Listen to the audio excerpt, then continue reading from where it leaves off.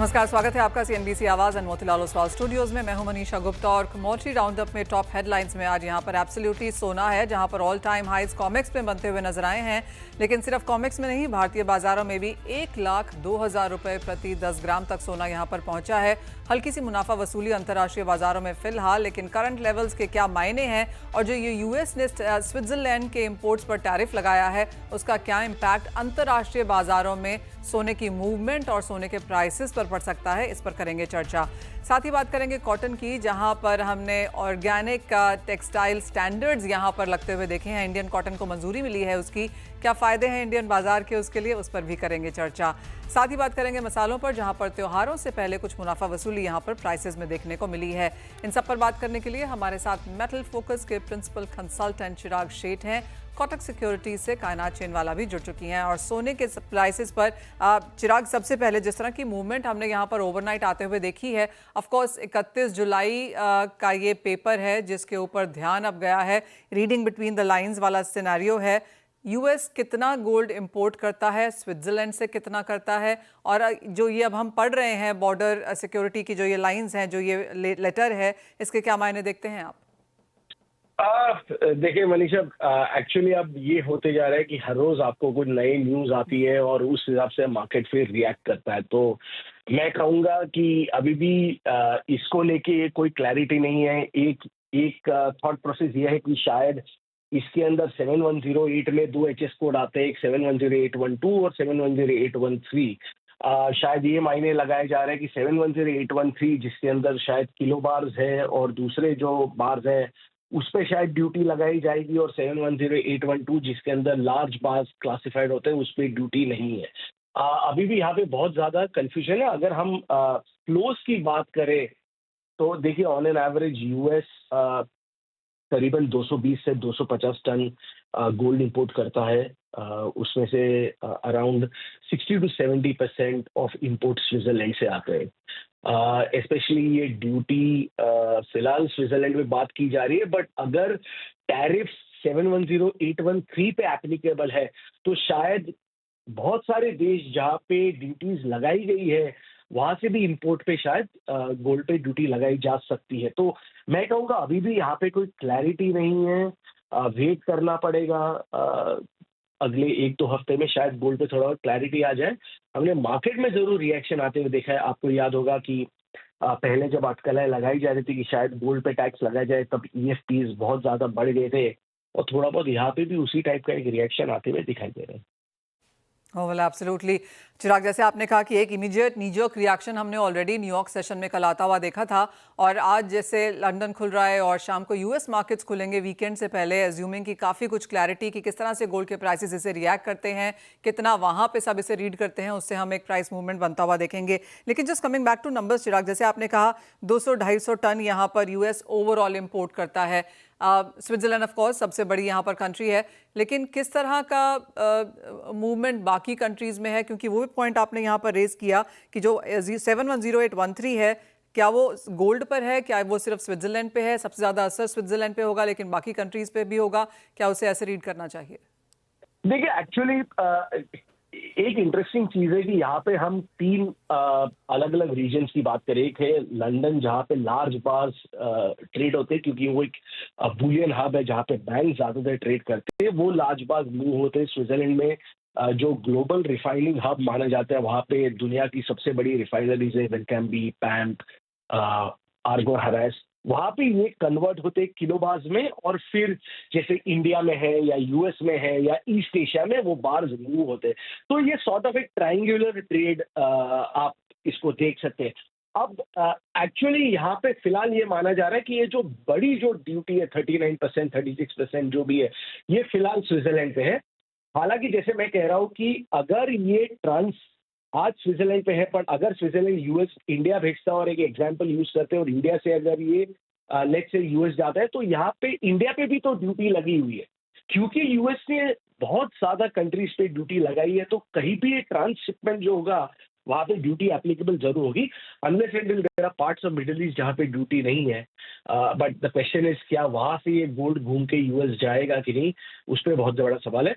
दूसरा शायद मनीषा ये ज़रूर हो सकता है कि लंदन से डायरेक्टली लार्ज बार्स यूएस चले जाए, यूएस में 2 एलबीए में रिफाइनरीज़ है, वहाँ पे ये प्रोसेस हो और फिर ये किलोबार्स मार्केट में आ जाए। Alright, just going back to आपका पॉइंट, ट्रांसशिपमेंट में यहाँ पर इंडिया अटकता है क्या? ज़रूर इंडिया में, क्योंकि 25% ड्यूटी और यहाँ पे इंडिया में वैसे भी एक्सपोर्ट्स ऑफ बुलियन अलाउड नहीं है।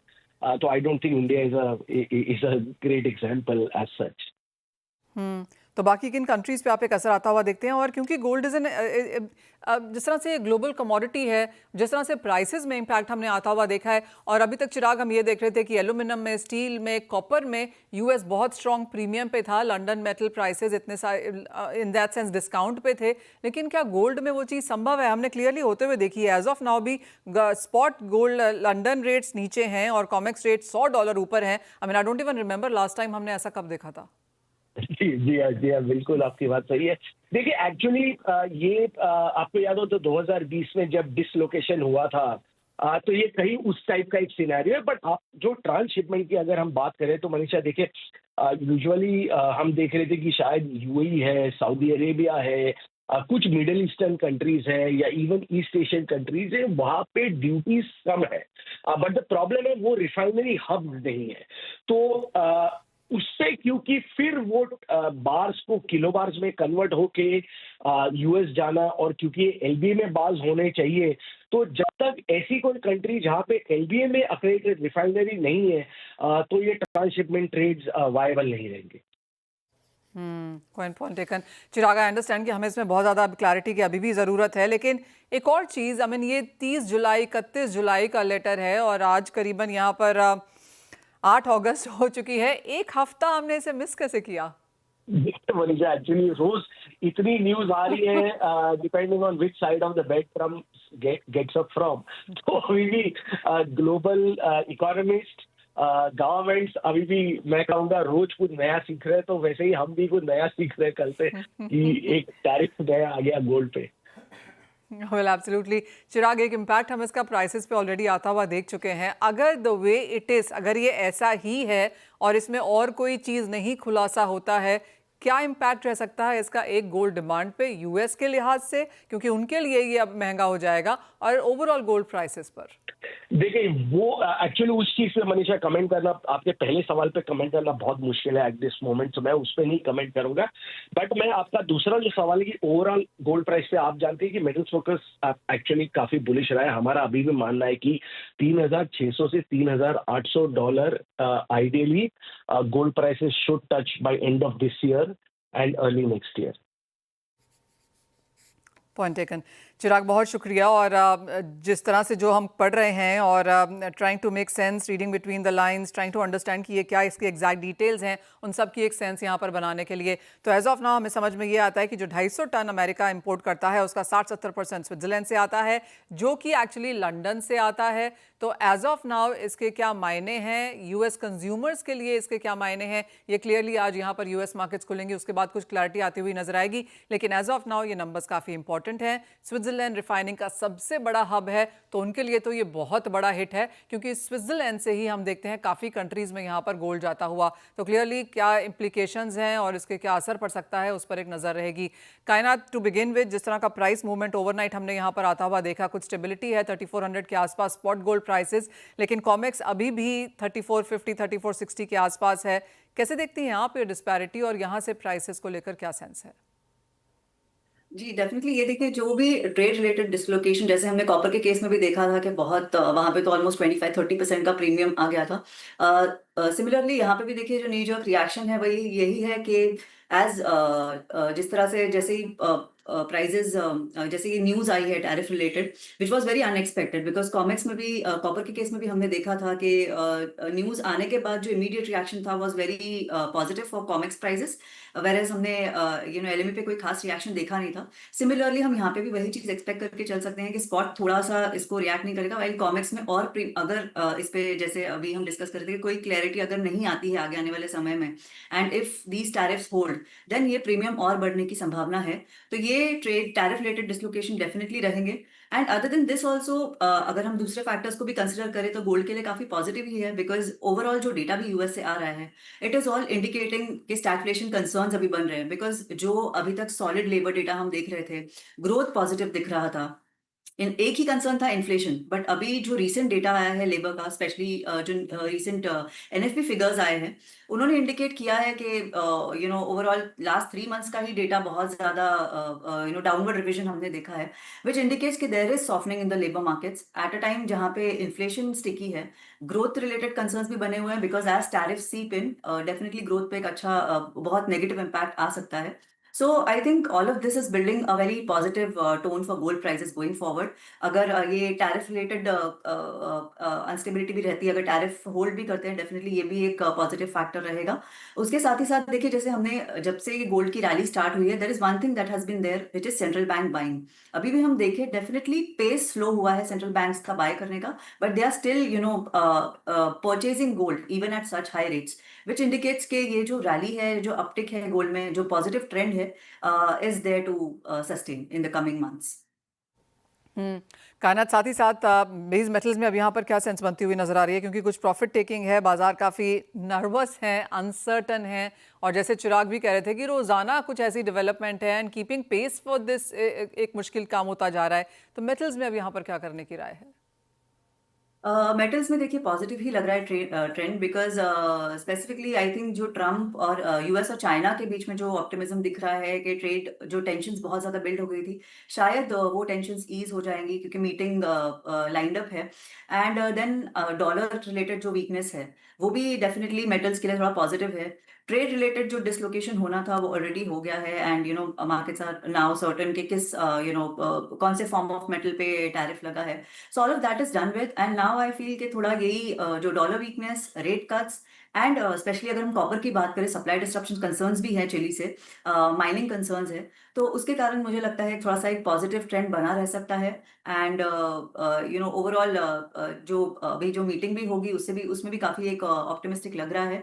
ऑल्दो जो चाइना का पॉलिट ब्यूरो था, उसमें कोई खास बड़ी कोई डेवलपमेंट या कोई बड़ा स्टिमुलस उन्होंने अनाउंस नहीं किया है, डिस्प्लाइट डिफ्लेशनरी कंसर्न्स।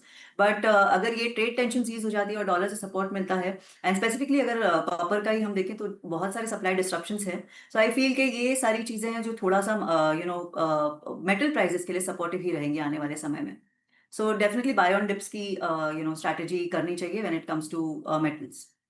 एक फाइनल वर्ड यहाँ पर क्रूड ऑयल प्राइसेस पे कायनात, बिकॉज 5% की गिरावट इस हफ्ते में अब दर्ज की जा चुकी है।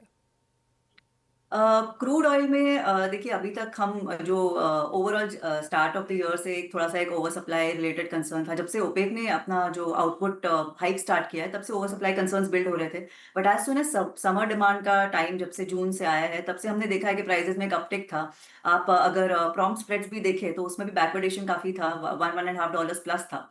बट अभी अगर हम देखें तो वापस से वो जो, बिकॉज अभी समर डिमांड का भी we are at the lag end of it, अगस्त एंड सितंबर मैक्स टू मैक्स।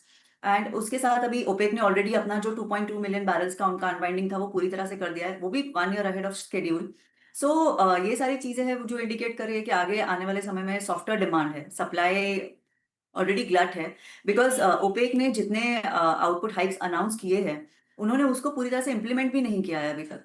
तो अब जब वो इम्प्लीमेंट होंगे तो it is going to be even more adding to supply concerns, supply glut concerns to say that. So ये सारी चीजें हैं जो थोड़ा सा क्रूड प्राइसेस को थोड़ा सा अभी वीकनेस ही लग रहा है थोड़ा सा प्राइसेस में, बिकॉज मेन जो यूएस रशिया के जो टॉक्स है, अगर उसमें से कुछ पॉजिटिव निकल के आता है, then definitely takes away one of the biggest support for crude oil prices in the new term. So और प्रेशर बनता हुआ नजर आ रहा है क्रूड ऑयल प्राइसेस में।